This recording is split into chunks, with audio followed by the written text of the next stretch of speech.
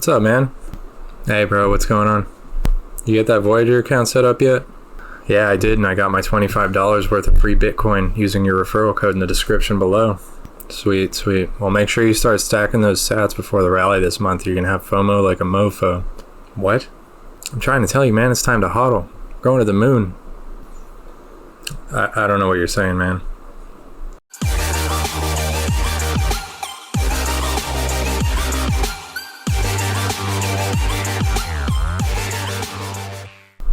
What's up, guys? Welcome back to the channel. Today we're going to talk about some terms that you might want to know if you're just getting started in investing. Most of these are crypto related, but some of them also apply to stocks. You'll definitely hear these a lot watching videos or listening to podcasts or anything where you're doing your own research, which you should be doing, by the way. So the first one is bulls and bears. You'll hear things like bull cycle or bull market, bear market. These things have to do basically with whether the market is performing well or performing poorly, going up or going down. So the term bull comes from when a bull attacks, it's swiping its horns up. So the stocks are moving up. Bull is a good thing, and it means the market's doing well, or it means that people are feeling bullish or feeling good about a certain holding or certain cryptocurrency, things like that. Bear is the opposite. When a bear attacks, it swipes down. So that means the stock market or the cryptocurrency is going down. When we're in a bear market, that means that things are generally going down or staying pretty flat. So the second one's an acronym. It's called FOMO, which you may have heard before outside of the market. Basically means fear of missing out. People see something doing really well, they get FOMO, they feel like they need to jump on that before everybody gets rich off of it. A lot of times this is not a good thing because people end up jumping in too late and getting wrecked. Don't want to be that guy. You'll also hear sumo, which is based on the same concept, but it means straight up missing out, which means generally in the stock market, the stock is just not offered publicly, which means you're straight up missing out. You can't buy it. There's nothing really you can do. If a company's doing well and it's not publicly traded, you're sumo, you're straight up missing out. The same can be applied to cryptocurrencies. Sometimes things are so early, they're only offered in a limited amount of places. Sometimes you don't have access to those.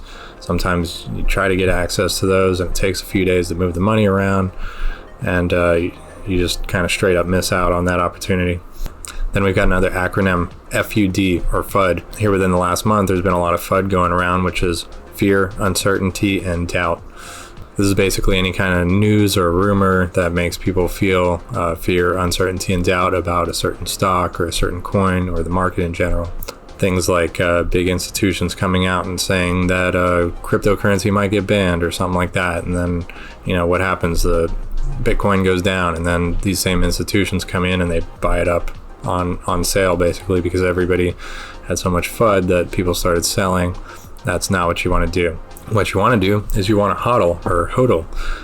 I've heard it pronounced both ways, but basically this means you're holding on to your crypto assets. And hodl is not actually an acronym. The consensus is that it was basically a typo and people just thought it was funny.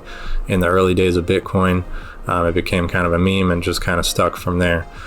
You can kind of reverse engineer it and say, well, it is an acronym, holding on to dear life. That works too. But the general consensus, like I said, is it was a typo, became a meme. Just like a lot of things in the cryptoverse, it's the internet, so there's going to be memes.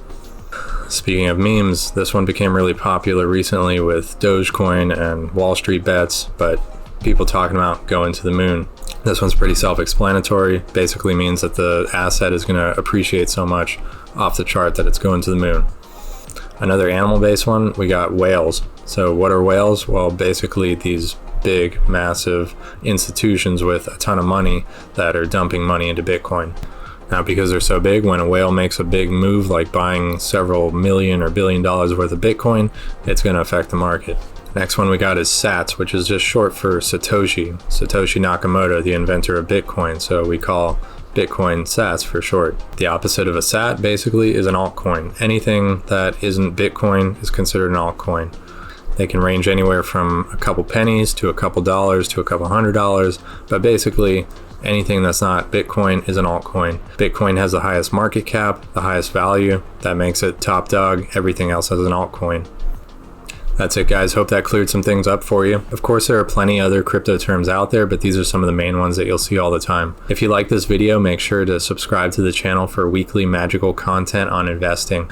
We're going to be focusing pretty heavily on cryptocurrency since we're in the midst of the Bitcoin bull market, and May through September is historically a pretty bad time for the stock market. My next video will actually go more in depth with those concepts specifically, so if you're interested, hit that bell icon after you subscribe and you'll get notified as soon as that drops. Thanks for watching. I'll see you next time.